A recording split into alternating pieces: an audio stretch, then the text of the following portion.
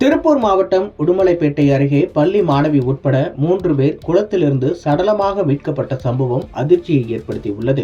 திருப்பூர் மாவட்டம் உடுமலைப்பேட்டை அடுத்த குறிச்சிக்கோட்டையைச் சேர்ந்த பள்ளி மாணவி தர்ஷனா கடந்த 18ஆம் தேதி காணாமல் போனதாக காவல் நிலையத்தில் அவரது பெற்றோர் புகார் அளித்துள்ளனர். புகாரை தொடர்ந்து காவல்துறையினர் தர்ஷனாவை தேடி வந்தனர். இந்நிலையில் குறிச்சிக்கோட்டை அடுத்த மாடுப்பட்டி பகுதியில் உள்ள குளத்தில் 3 சடலங்கள் மிதப்பதாக பொதுமக்கள் போலீசாருக்கு தகவல் கொடுத்துள்ளனர். தகவலின் பேரில் அங்கு வந்த போலீசார் 3 சடலங்களையும் மீட்டுள்ளனர். அப்போது அதில் ஒரு சடலம் காணாமல் போன தர்ஷனா என்பது தெரிய வந்துள்ளது. மற்ற 2 சடலங்கள் சென்னையைச் சேர்ந்த ஆகாஷ் மற்றும் குறிச்சிக்கோட்டையைச் சேர்ந்த மாரிமுத்து ஆகியோர் என்பதும் தெரிய வந்துள்ளது. மூவரின் சடலத்தையும் கைப்பற்றிய போலீசார் பிரேத பரிசோதனைக்காக உடுமலை அரசு மருத்துவமனைக்கு அனுப்பி வைத்து விசாரணை மேற்கொண்டுள்ளனர்.